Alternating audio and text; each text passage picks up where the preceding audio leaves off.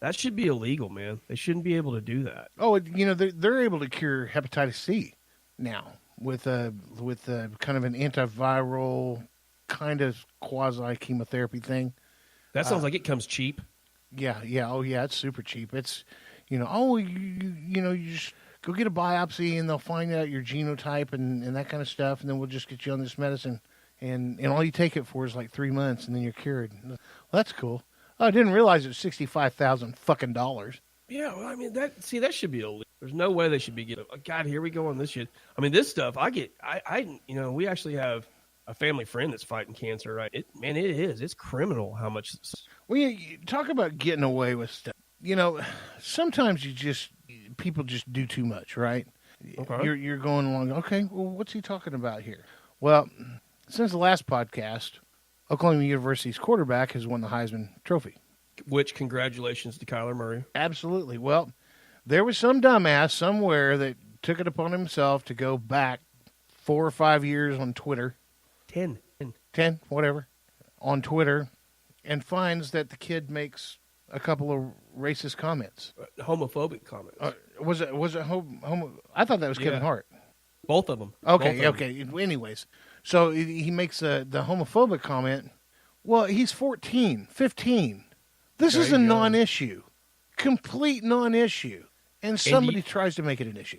Do you know what they used as a ruse to attack him about this? That goddamn #MeToo movement. Are you serious? That's why they were raising hell about this.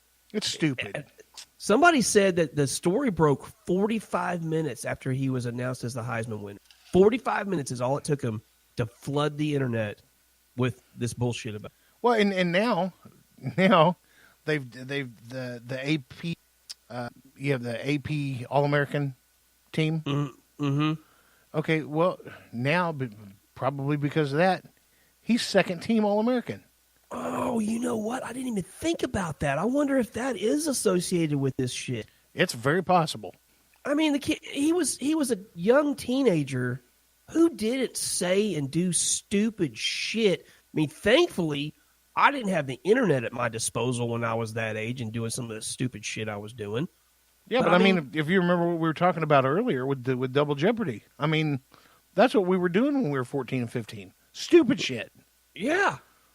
I mean, and this kid, you're talking, what is he? Kyler's probably, 21, 22 years old? Something like that. At 22 years old, the majority of people are vastly different than they are at 13 years old. I mean, at least Baker Mayfield was way more of a vocal presence and way more of a problem child than Kyler Murray. I mean, Baker Mayfield got arrested in Fayetteville, Arkansas for fighting with the cops. And when they say he was resisting arrest, that's no bullshit. I saw the video. Props to the cop that tackled him, too. That was a hell of a tackle. Yeah, it was. Because Baker's really good at getting himself out of situations, and I think he was just a little too drunk to step out of the pocket. So, just step out of the pocket. I feel bad. And you mentioned Kevin Hart. The Kevin Hart thing that's going on, that's absolutely ridiculous, too. Oscars. And Kevin Hart has apologized for what he said. He didn't try to defend it or anything else. He just apologized. And they're still trying to roast this dude. Yeah, but I mean, he's a comedian. He's said anti-Semitic stuff as a joke. You and I have said anti-Semitic stuff as a joke. We've also joked about black people, Indians, and the white man. Yeah.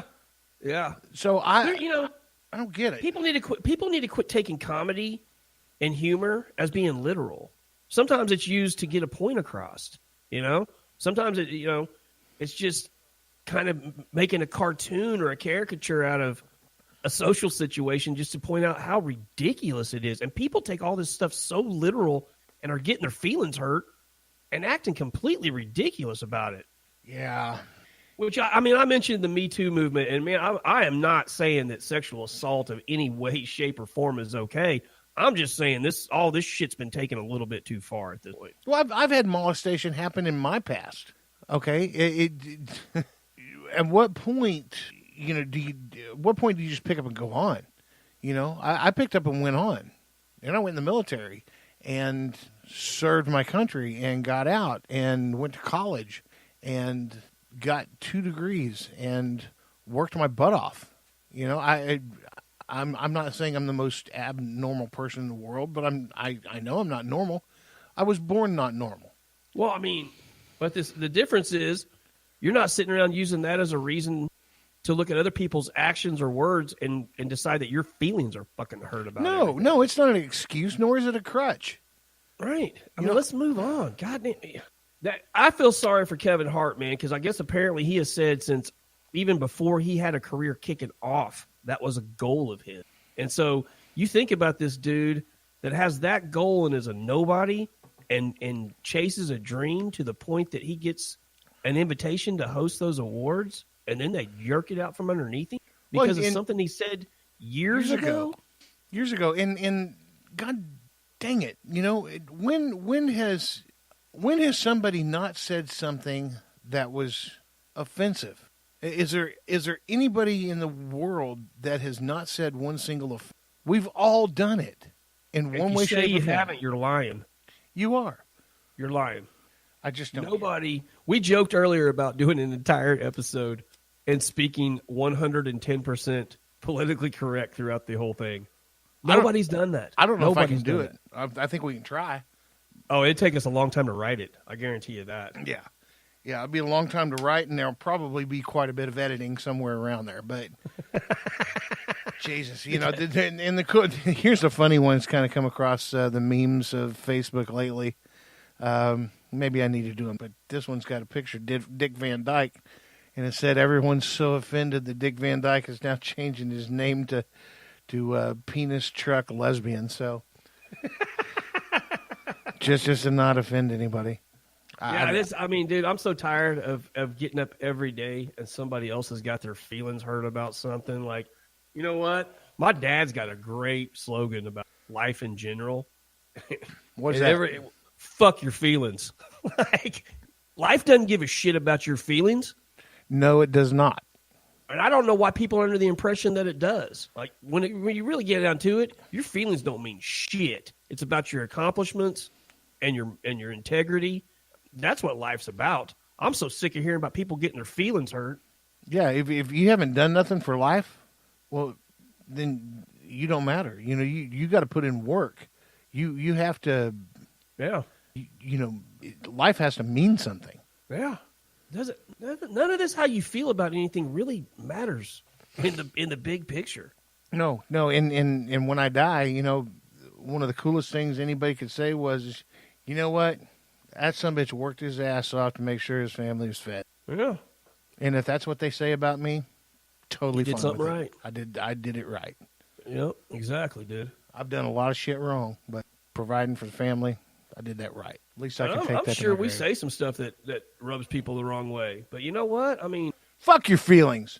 Fuck your feelings, because I'm entitled to my opinion just like you're entitled to yours. Then we don't have each other, but we got to coexist. You know, I'm so tired of everybody thinking their feelings take precedent over mine. You know, you don't have to agree with everybody either. You know, my wife and I have been together for a good while, a long time, and we've never had an argument. You know why? Because when we don't agree about something, we agree to disagree. It's not something worth fighting over. Pick your battles, people. Pick your battles. Is fighting about a governor worth your marriage? Well, I mean, there's people's friendship. I'm sure there's people in the country who've had marital problems over who the president is. Yeah, and it drives me nuts to see people being too vocal on social media. Uh-huh. You know, and especially the people like, if you don't believe the way I do, you get off my page and unfriend me. Yeah, well, okay. Really? If you're going to be that vocal, you got to be prepared to listen to somebody on the other side of the.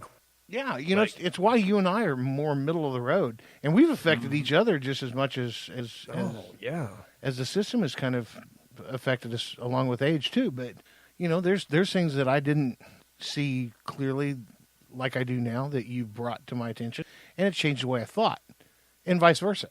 You know, we've both kind of affected each other in that, and it's made us better people because we're able to look at both sides and see good things out of both sides. We all see the bad things out of both sides too. Mm-hmm. So we may register Republican. Okay, that's just a piece of. I've never voted straight party in my life, nor will I ever.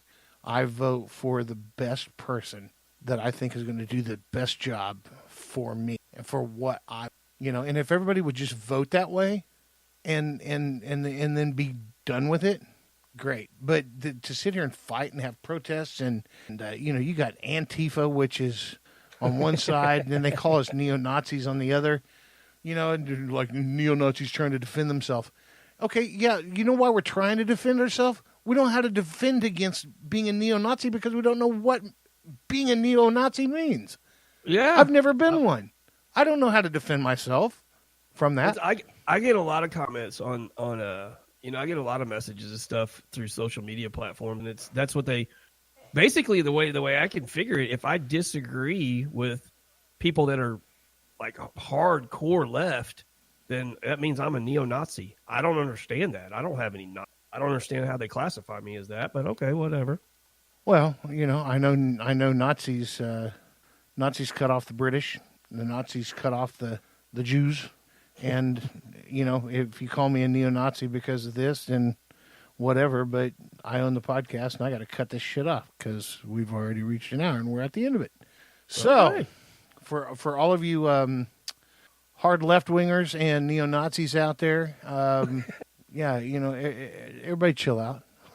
Just chill out. Yeah, let's chill out, man. Chill out. Let's all have beer and watch a ball game. Chill out. I'm down. Oh, I tell you what, America and America's youth, y'all need to check yourself before you wreck everything. If you think this country is going to completely go your way, it's not. And the only thing I'm really afraid of in this Shiner is one day, this very well may start a freaking civil war. Legit. And for what? For what? Because one person believed one way and another believed, is that a battle worth fighting? I don't think. You snowflakes sure do. China's take us out of here, please. I'm done with this. Well, this is your buddy Shiner. You guys know you need to get out there and kick the day in the ass and leave your mark on the world. Shiner. This podcast sucks.